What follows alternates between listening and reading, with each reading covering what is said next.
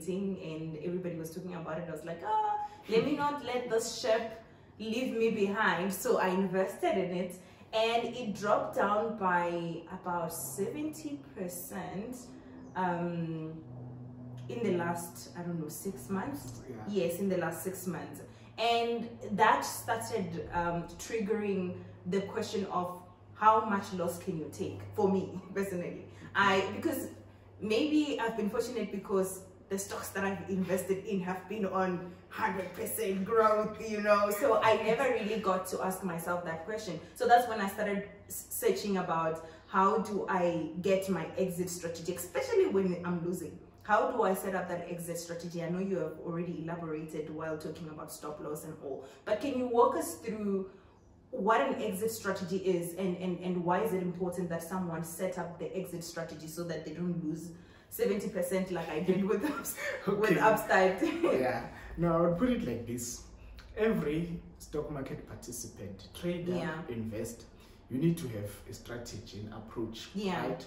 What's in your strategy? It should tell you what you should buy, right? So that you don't wake up tomorrow, you hear somebody speaking about metaverse, then you just want to jump into metaverse. Yes. In metaverse. Your strategy should tell you what to buy, when to buy, whatever that you want to buy, when you should buy it, how much of it you should buy, so that you know whether you are buying enough or you are buying a lot of it, right? And then when to exit. Exit is two ways. You can exit for a stop loss, you can exit with a profit, right? So once you have all these 4 things together, what to buy, when to buy, how much to buy, and when to exit, you have a complete strategy. So now the what is simple.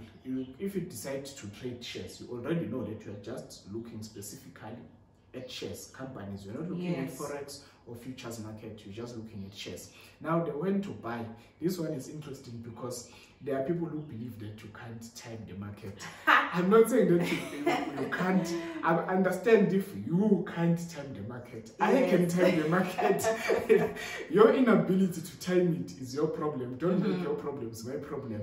But now the thing with trying to time the market, you can still be wrong. And that is when the stop loss comes in. Yes, because now you can think that, okay, whatever reasoning behind buying a certain security, whether you are looking at Sasol, you look at the price of Brent crude, you are looking at the possible Russian invasion of what's this country, Ukraine, or maybe there is something that is happening in the Middle East, then you think, okay, this is going to affect the share price of Sasol. The reasoning doesn't matter. You have a foundation, a basis of why you're taking the particular trade. But now the war is not starting. Then what happens to the share price of Sasol? Or in the Middle East, if there is maybe a war, what happens if there is peace? If Sasol is building Lake Charles, what happens if they finish it on time, of which it didn't happen? Or what happens if it doesn't go to full production? So you need to have a plan that, okay, despite my reasoning for buying this company and being comfortable that at this very moment it's the best time to buy it, what happens if the market doesn't go the way I thought? It reacts otherwise. That is when the use of a stop loss comes in. For value investors, they try to buy companies that are undervalued. Then it doesn't matter how the share price is performing, because they can see the business, they can look at the finances, they can track the intrinsic value of the particular company. But from a trader's perspective, I always have a short exit plan. If the share price drops by -10%, well, you see, -10% is just a number. Anybody can have a number. I look at the structure of the market. This 10% is the maximum that I would allow. So I will look at the structure of the market. If I buy at this level, where is the place that is reasonable, that makes sense for me to put a stop loss? So that place shouldn't exceed 10% from the end price, right? It can be based on moving average. It could be based on whether the stock is breaking above a resistance level. Then I have my stop loss just below the resistance level, right? Now, in terms of, I will cover when to exit for profit. The reason why you should have a stop loss, if you allow a loss to exceed a certain percentage, remember, you have your whole portfolio value, 100% of it.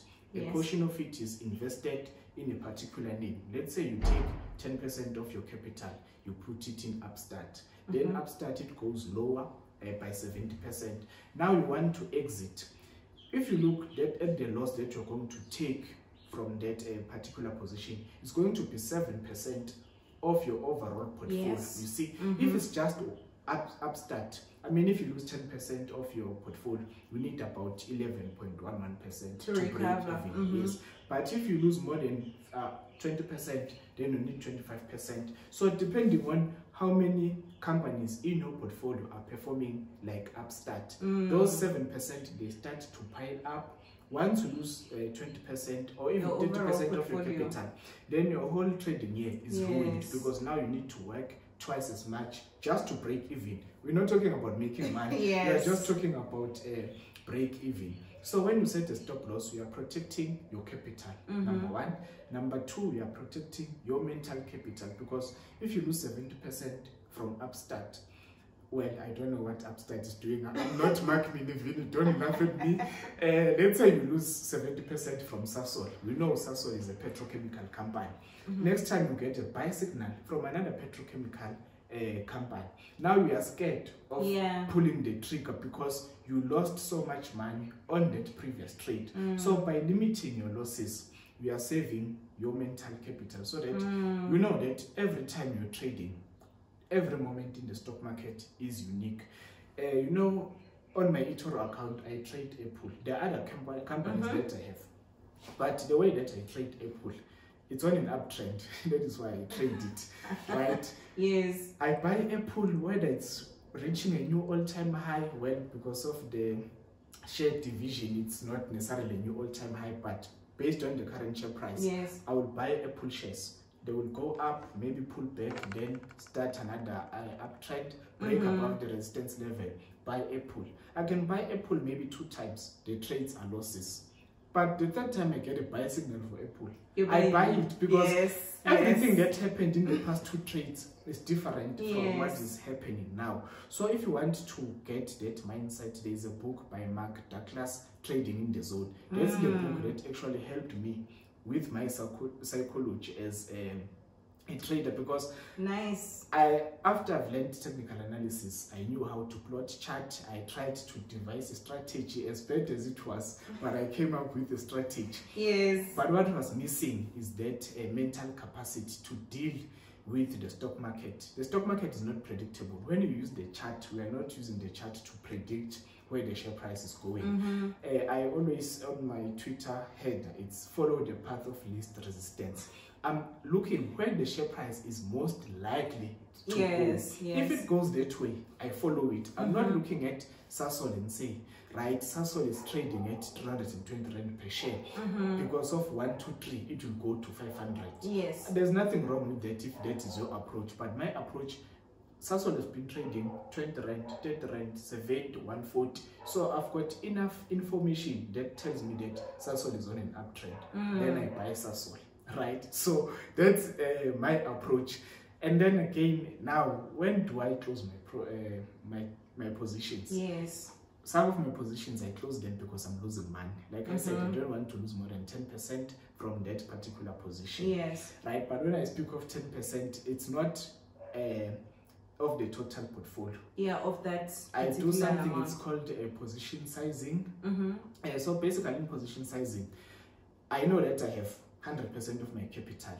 I know that per position, I don't want to lose more than 2%. Let's use 2%, not 1%. I don't want to lose 2%. So I calculate that 2% of my total portfolio. Let's say my portfolio is 10,000 Rand. 2% is 200 Rand. So emotionally, I'm ready to part ways with 200 Rand. So now when I buy Sasol, I look at the share price. Sasol is trading at 100 Rand. My stop loss is at 90 Rand, meaning that I'm going to lose 100 Rand. So 200 divided by 10, that's 20. Then it means that I'm going to buy 20 shares of Sasol. But if the share price drops to 90, I'm only going to lose 200. If that happens, I'm not bothered, because before I placed the trade, I made peace that if I lose this 200, I'm okay with it. The reason why people, when they start losing, they don't know what to do is because they don't make peace with losing first. Yes. You see, so yes. risk management is important. Yes, it's very important, and I think exit strategy is very important.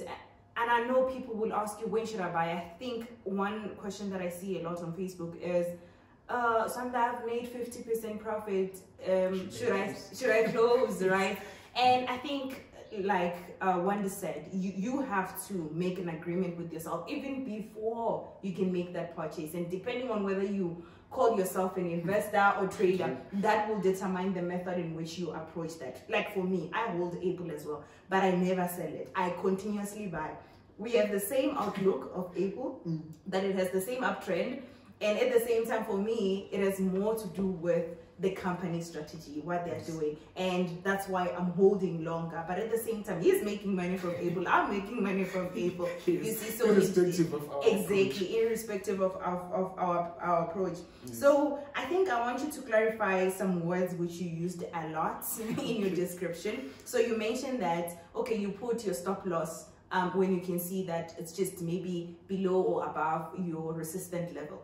One, okay, I think now we have gotten a view of what a stop loss is. What is a resistant level? Okay, so remember the price, it goes up if people are buying, because the share price moves based on what the market participants are doing. If you have an opinion on a stock, you think that Apple is sitting on a pile of cash, they are going to release the next iPhone 14, people are going to love it and buy it, you need to act on your thinking. Don't have an opinion on a stock and not buy it, right? Because you're not going to do anything. You just have an opinion, but you're not acting on it. Any money. So you need to act on your opinion.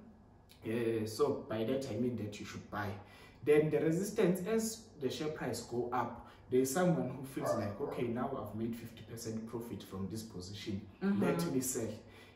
It's a lot of people that have made a certain return on their investment, and now maybe they either just want to sell the position and realize that 50% gain, or maybe there's another company that they want to buy but they don't have enough capital, so they want to sell a portion of that Apple position, use that capital to invest in another company, right? So as people start to sell or they are taking profit, well, the explanation behind this does not make sense, but let's just say people, they are selling for profit, because the reason why I'm saying it does not make sense, every time I buy a share, somebody on the other side should be selling, and then when I'm selling, somebody should be buying. So when you say that the market, it dropped because there's profit taking, how are these people taking profit? Because for them to take profit, they need to sell. It's a trade. And somebody on the other side should be buying. So that's one of the few things that I don't understand about the market.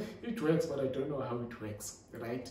So the numbers that are, let me just say, even numbers, 100 Rand, there is some action that is going to happen at 100 Rand.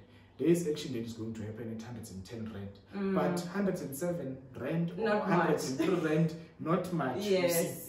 So around that, then the share price will move from 100, go to 110. Comes then back. It starts to consolidate a bit. So as it consolidates, if it falls back to 100, because it consolidated around 110, then I noticed that level to say, okay, when the price starts to come back, I expect it to start do another consolidation around this level. 110. Because it has done it before. Now I expect a bit of resistance around that level. That is why we call it a resistance level. Okay, that's why I call it a resistance level. Maybe another person will have a different explanation. Then the support, because the share price started from 110, it went to 110. When it starts to fall, it can go 108, 105, 103.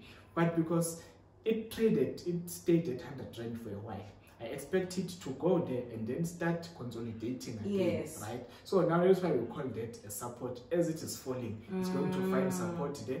As it moves up, it's going to find a resistance level. So that something that we call it support resistance. But there are so many other ways yes. that people can set support and resistance. I use moving averages. Basically, moving averages, they just calculate, you decide which price you are using, whether it's an opening price or a closing price. Then it will plot that statistical average of those particular prices. If you use a 50-day moving average, it's going to be an average of all those previous 50 days. Then it plot it as the price move up, the moving average, it follows. I can use that as a stop loss. I can use that as a buy signal. If the share price has been trading above the 50-day moving average, then it breaks below it. When it comes back to trade above it, then I can place a buy order and then continue to buy. It's not magic. It works sometimes. Sometimes it does not work. But yeah, so just to wrap, as a trader, I use technical analysis, price and volume analysis. We use price action. I'm looking at the price of the share price, not the value of the business. For me, you can tell me all the good stories about the companies. It does not make sense to me. Not to say that I don't care. It does not make sense to me. As long as I can see the price, I know whether I want to buy or sell this particular security. And the reason for choosing technical analysis, I don't have a commerce background. So to go through all this financial statement, I saw it was going to be too much work for me. So I just chose an easier way out, and then I found technical analysis. Risk management, I never, no matter how excited I am, I never risk more than 2% of my capital, meaning that if that position hits the stop loss, I'm not going to lose that 200 out of 10,000 rand. Mindset, like I said, mindset is important. You need to understand that every moment in the stock market is unique. People are just going to behave however they want to behave. No matter how much you know about a company, you just have to follow. Okay, in my case, I follow the share price, because sometimes you think that the business is doing great, but the share price, it keeps on falling, and you're trying to figure out. So many companies. Now you're trying to figure out why the share price is falling. Like you mentioned that Simon Brown. In fact, Simon Brown and the team at Just One Lab, they played a big role in my career as a stock market participant, because when I started, I still watch, not to say that I've stopped watching, I still watch Just One Lab YouTube channel. There was a boot camp that they did with IG. I think that was in 2016 or 2018. It's about 1 hour. I watched it because I wanted to learn. I've been following Simon Brown, and now I follow the Village Trader. I communicate a lot with the Village Trader, but that's also because our strategy is similar. You see, a nice thing about the social media is that somebody else could be doing the work for you. If the Village Trader posts a chart, it's like I've already done my analysis, because I know exactly what I'm going to buy. Yes, he's generous. He shares all his trades that he makes. But if he puts a chart, whether it's Sasol or Distel, I already know that, okay, I can buy or sell this. Right, so thanks to the guys at Just One Lab, Capital Advisors, Trader Petri. It's a lot of people that I've been following. Lester Davids, he posts some super cool charts. I follow him. I learn a lot from him as well. The other guys, some guys, they are traders, but they don't talk about trading in their social media. They just talk about other things. But when you speak to the guys more in a personal space, then you know that they are traders and everything. And they're actually good. I've learned, there's a gentleman in Quebec, I've learned a lot from him. When I started, the strategy that I use is called trend following. We just follow the trend. The share price is moving up, we follow it. It's falling, well, we should sell, but I don't short stocks. It's not to say it's too much risk. I've done it in the past, but I no longer trade CFDs. I now buy shares. So I can't short companies. Then I started to incorporate swing trading. Swing trading is basically the share price traded from 100 rand to 110. Now it's falling back to 100 rand. Once it starts to go to 101, 102, then I buy, anticipating that the share price will still go to 110. Yes. Then that is swing trading. So last year I did a 10,000 stock trading challenge. There I used swing trading, not technical analysis. Then I realized that I make more money when I swing stocks compared to when I do trend following. Not to say that there's something wrong with trend following. I already understand that trend following makes money over time. I bought Brent crude oil when it was trading at $43 per barrel. Yesterday it was trading at $94 per barrel. I still have that position, you see. But with swing trading, I would have bought at 43, then sold at 50, buy it again at 55, sell it 70. You wouldn't have made as much. Yeah, you see. So I understand the benefits and the limitations of trend following. Same thing with